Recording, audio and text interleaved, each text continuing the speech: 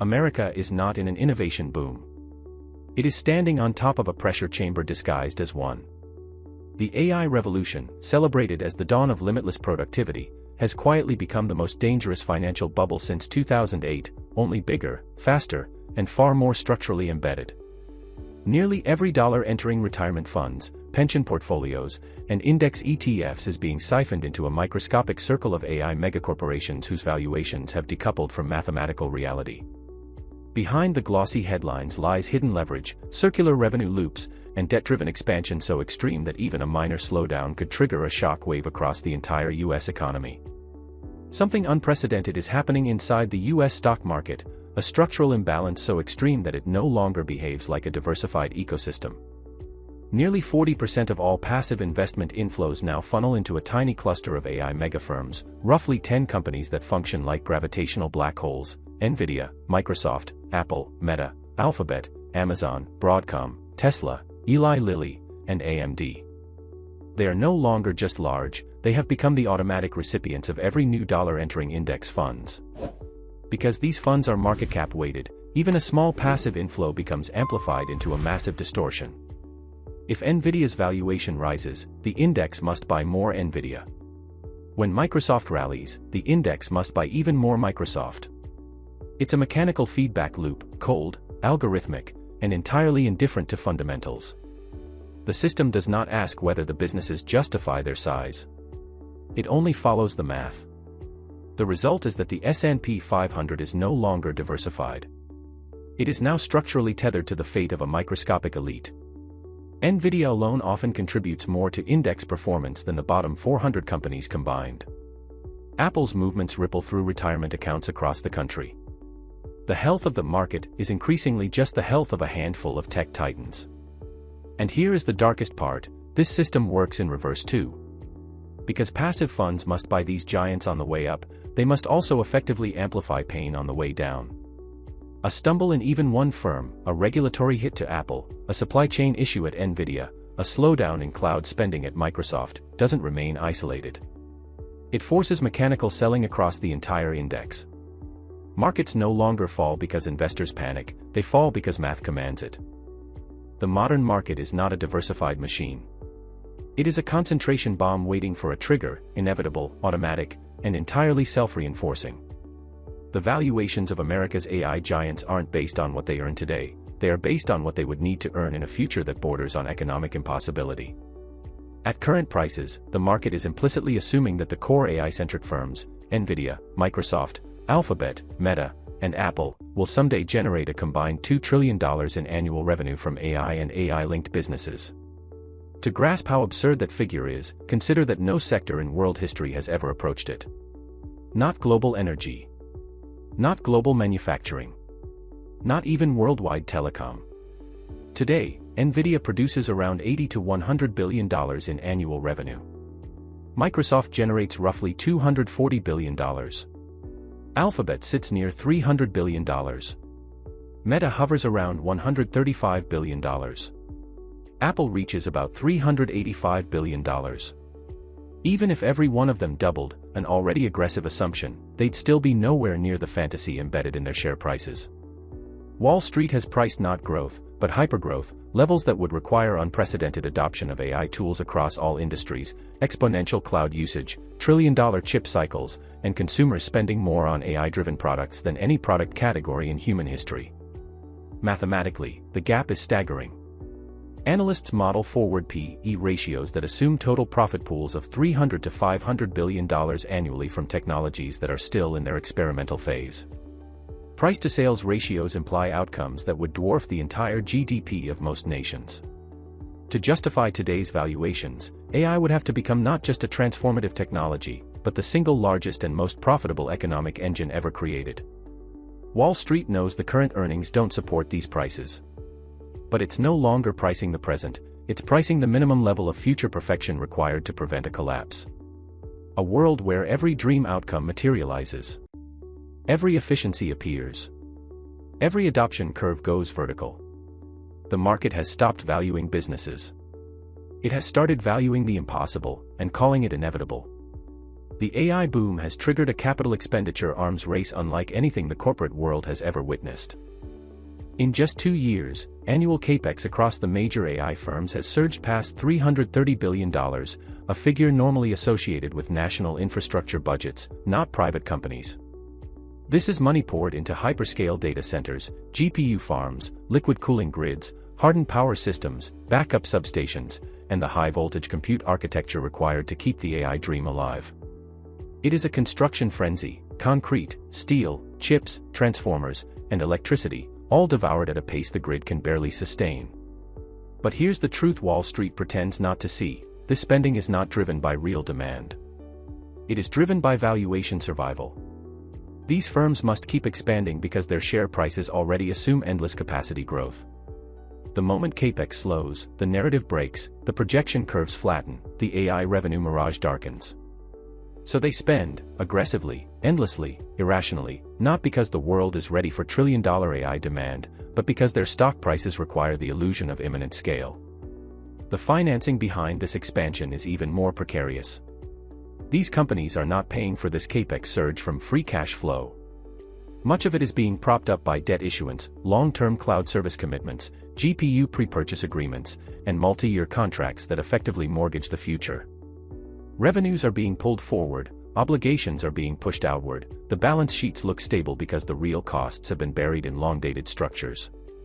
The result is a corporate ecosystem burning through capital at wartime levels without the wartime necessity. A spending war built not on strategy, but on fear that the market will punish even a moment of hesitation. It is intense, unsustainable, and accelerating. The world has never seen companies spend so much to keep a fantasy alive. Beneath the glossy surface of record revenues and trillion-dollar valuations lies a shadow financing system engineered to conceal the true cost of the AI boom. The major players, hyperscalers, chipmakers, cloud providers, are increasingly relying on private credit, special purpose vehicles, SPVs, and complex off-balance sheet structures to fund the explosive build-out of AI capacity. It is a quiet architecture of debt, designed not to be seen. Private credit has become the perfect hiding place. Unlike traditional loans, these deals leave almost no public trace. They allow companies to raise billions for data center construction, GPU megadeals, and energy infrastructure while keeping official leverage ratios pristine. SPVs take this concealment further. Entire facilities, equipment fleets, and financing obligations are placed inside separate legal entities so the parent corporation can report a cleaner balance sheet. The liabilities exist, but somewhere else. The pattern mirrors mechanisms that fueled the 2008 financial crisis, when banks used off-balance structures to obscure their true exposure. Today's version is quieter, more sophisticated, and wrapped in the language of innovation. Joint ventures with cloud partners, cross-collateralized data center development funds, multi-tenant financing vehicles, each structure shifts debt outward, away from the core financial statements reviewed by analysts and investors. This is why the biggest AI firms appear remarkably unleveraged on paper. Their stated debt loads seem manageable, even conservative. But the reality is a web of hidden obligations, multi-year purchase agreements, energy supply contracts, equipment leases, revenue-backed financings, and long-duration commitments that behave exactly like debt without being labeled as such. The true financial exposure of the AI ecosystem is therefore vastly larger than what earnings reports reveal. It is a system built on embedded leverage, concealed risk, and the quiet assumption that everything will go right. A forensic look reveals something far more unsettling: the foundation of the AI boom is not cash, not profits, not demand, but shadow debt hiding in plain sight. At the core of the AI boom lies a financing loop so tightly wound it resembles a perpetual motion machine, except it only works as long as fresh debt keeps flowing into the system. The process begins with Nvidia and the leading hyperscalers extending financing, credits, and strategic investments to AI labs like OpenAI, Anthropic, and a dozen well-funded startups. These labs, flush with borrowed or investor-provided capital, immediately turn around and prepay massive cloud compute contracts with Microsoft, Oracle, or Amazon. Those hyperscalers then use the prepaid capital to purchase even more GPUs from Nvidia. And just like that, Nvidia books revenue, often before real-world product deployment occurs. The money cycles back to the labs through partnerships, capital injections, or extended lines of credit, and the engine restarts. It is a perfectly circular system. Debt becomes revenue, revenue becomes capex, capex becomes demand, demand becomes valuation support. Growth appears explosive, but it's the same dollar passing through multiple corporate hands, each time recorded as economic value. This loop creates the illusion of organic demand for AI infrastructure. But in reality, the majority of growth comes from recycled capital, often borrowed through private credit, cloud financing vehicles, or venture-backed obligations. AI labs do not buy compute because customers are clamoring for new AI products. They buy compute because the system requires constant acceleration to justify valuations and attract the next round of financing. The circularity becomes even more apparent when hyperscalers offer discounted credits or structured contracts that push AI firms to consume more compute than they would otherwise need. These commitments are then used as proof of surging demand to Wall Street, which rewards companies with higher market caps, enabling even more borrowing capacity. It is a self-referential engine, surgical, sophisticated, but unmistakably rigged. Innovation exists, but the revenue machine powering it is built on borrowed momentum. When the flow slows, the illusion collapses. The US economy appears unusually resilient, industrial output rising, freight volumes stabilizing, semiconductor manufacturing booming, and federal tax receipts hitting record levels. But beneath the surface, a large portion of this apparent strength is not driven by broad consumer demand or productive growth. It is driven by the AI capex burn rate, a temporary, debt-fueled surge that inflates economic indicators without creating durable economic foundations. The AI build-out is so large that it now mimics an entire industrial sector. Every GPU order triggers upstream manufacturing at TSMC, ASML, Lam Research, and dozens of suppliers. Every data center expansion increases demand for steel, concrete, power transformers, fiber networks, and construction labor. Freight carriers see spikes in specialized equipment shipments. States collecting corporate taxes from capex-heavy firms enjoy brief revenue windfalls. On paper, the economy looks strong. But none of this is anchored in sustainable consumption. It is artificial GDP, created by companies racing to spend hundreds of billions to satisfy an investment narrative, not real public demand. If the AI sector were to pause even briefly, if GPU orders slowed, if cloud commitments leveled off, if energy grid upgrades were deferred, industrial indicators would drop violently. Manufacturing output would contract. Semiconductor utilization rates would fall. Freight would soften. Corporate tax revenues would evaporate. Economists mistake this for a genuine tech-driven expansion, but the truth is more fragile. The economy is being held up by a single sector that is overspending to maintain its own valuations. The calm is deceptive. The strength is synthetic. And the entire structure is vulnerable to even a small disruption in the AI capex cycle. The broader economy doesn't look healthy because demand is strong. It looks healthy because the AI machine is burning capital at historically unprecedented levels, and that burn cannot continue forever. AI companies have crossed an invisible line and become embedded in the nation's critical infrastructure in a way few industries ever have. Their data centers are now intertwined with regional energy grids, demanding dedicated substations, priority transmission lanes, and multi-year power purchase agreements that shape state-level planning. Fiber expansions, municipal development zones, and federal broadband programs are increasingly designed around the needs of hyperscalers, not the public. What began as private innovation has merged with public necessity, creating a strategic reliance that feels less like a business relationship and more like a geopolitical alignment. In Washington, AI leadership is treated with the same urgency that nuclear superiority commanded in the 20th century. Policymakers see compute capacity, advanced semiconductor production, and model development as pillars of national advantage. Falling behind is viewed not as a competitive setback but as an existential threat. The companies at the center of the AI surge have absorbed this aura of indispensability. Their data centers are framed as national assets. Their chip supply chains are treated as strategic vulnerabilities. Their research labs operate with the diplomatic weight of state institutions. This entanglement pushes the system into the too-big-to-fail zone. If an AI titan were to stumble, if financing dried up, if capex collapsed, if a major lab faltered, the consequences would ripple far beyond stock prices. Energy grids would stall mid-expansion. Defense programs reliant on AI compute would face delays. Supply chains built around hyperscaler demand would seize. A corporate downturn would morph into a national security crisis. The inevitability is unsettling. These companies are no longer merely participants in the economy, they are structural components of the nation's strategic architecture. Their survival has become a matter of geopolitical stability, not just market performance. A dangerous assumption has taken root in financial markets, the belief that the US government will never allow the collapse of its AI megacorporations. Investors behave as though Microsoft, Nvidia, Amazon, and the major labs possess an implicit federal guarantee.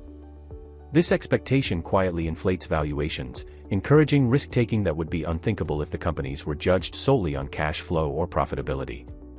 The moral hazard grows with every trillion tacked onto their market caps, because traders act as if taxpayers will intervene long before shareholders face real losses. The logic behind this assumption is straightforward and unsettling. If AI infrastructure underpins national security, energy planning, federal agencies, defense AI programs, and global technological leadership, then the collapse of an AI giant would be framed as a national emergency rather than a business failure. Markets internalize this logic. Analysts price in the idea that Washington will protect compute capacity at all costs, whether through emergency credit facilities, guaranteed procurement contracts, debt absorption, or outright bailouts disguised as strategic initiatives. In a downturn, the backstop becomes almost unavoidable. If CapEx contracts too quickly, semiconductor supply chains would snap and energy grid expansions would implode. If AI labs fail, the models integrated into federal operations, cybersecurity frameworks, and military systems would be thrown into chaos. The government would face a choice between allowing systemic disintegration or stepping in with public funds to stabilize private companies. History suggests the latter. The danger is not the intervention itself but the pressure it creates.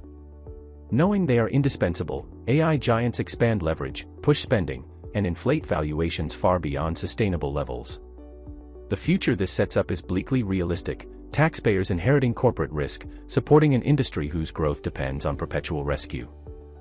For most Americans, the AI bubble is not something they chose to participate in, it is something that quietly absorbed them. Through 401(k)s, pensions, IRAs, and target date retirement funds, ordinary workers have become involuntary shareholders in the same handful of AI megacorporations driving market performance. They never clicked buy on Nvidia or Microsoft, yet every month, their contributions flow automatically into index funds weighted to those giants. With each paycheck, passive inflows deepen the concentration, pushing valuations higher and pulling people further into exposure they do not realize they hold. The illusion is that passive investing provides diversification and safety. In reality, diversification has evaporated. The S&P 500 increasingly moves in lockstep with the fate of 10 companies. A retirement portfolio that once spread risk across the American economy is now structurally dependent on the stock price of a few AI firms whose valuations have detached from economic reality. The promise of stability has been replaced by a hidden dependence on a sector defined by capital burn, debt layering, and expansion built on financial engineering. Millions of Americans think they own the market, but what they actually own is a concentrated bet disguised as a safe instrument. Their future wealth rises and falls on the performance of companies they do not use, understand, or meaningfully control. This is the trap. The very tools designed to protect retirement savings now funnel households into the heart of the bubble.